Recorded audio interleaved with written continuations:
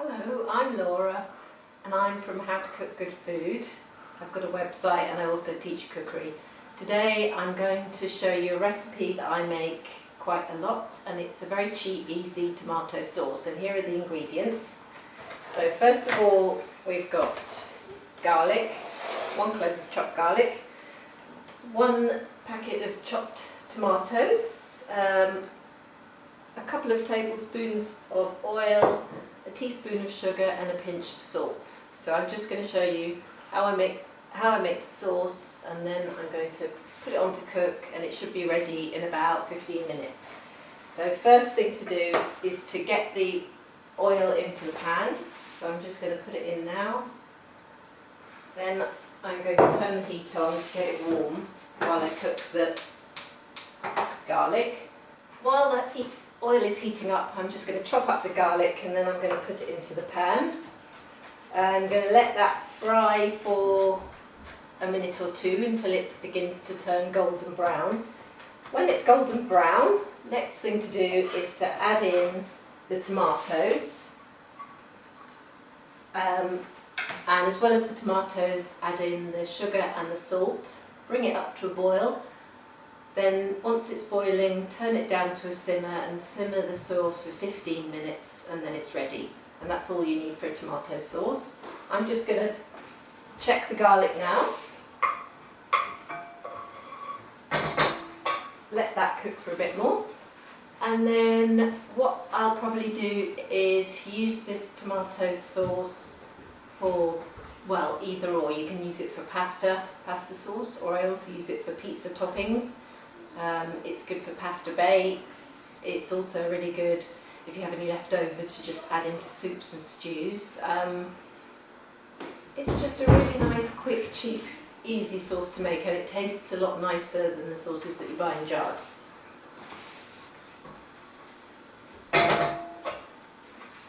So now the garlic's browning, so I'm just going to add in the tomatoes and give them a stir. And let that come up to a boil before I turn it back down.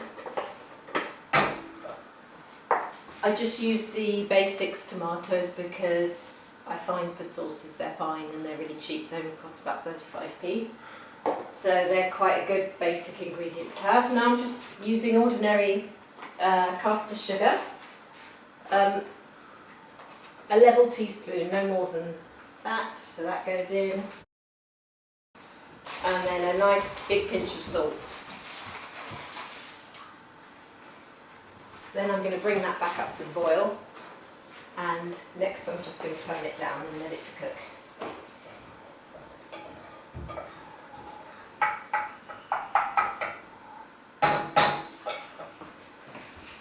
It's quite a good idea as well, when the sauce is cooking, if you put a lid to half cover it.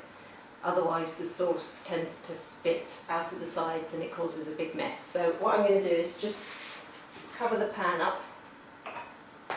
Now the tomatoes are boiling, I'm just going to turn it to simmer and then put the lid on halfway and let that cook for 15 minutes. I'm just going to let that sauce cook away, and then I'll show you what the sauce looks like once it's cooked. It should reduce down, so some of the water evaporates off and it makes a nice rich tomato sauce. Another thing you can do is you can add in chopped basil at the end to make a tomato basil sauce. Another thing you could add in would be torn up mozzarella, so you've got tomato and mozzarella basil sauce.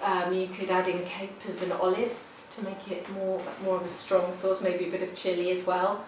So these are all things that I would add in at the end once the sauce is cooked. Another thing you could add in would be some leftover cooked chicken, or if you wanted a more seafoody sauce, then I would tip in a tin of tuna in olive oil, but I would drain off the oil and then add in the tuna, maybe some capers at the end to the tomato sauce.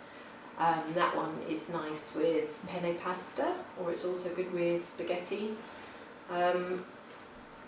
I guess you could also add in, at the start, you could add in some pancetta to make a bacon sauce, or again, if you had any leftover bits of ham or cooked bacon, you could throw them in at the end to make it more of a meat sauce.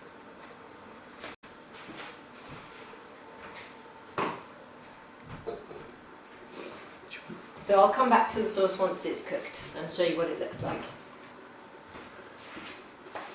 This is the sauce. It's been cooking for 15 minutes now and it's done. All the water has been evaporated, so it's made a nice thick rich tomato sauce, and that's ready to go with your pasta or to spread on top of a pizza, and that's all it takes. So that's finished. Very quick, easy sauce.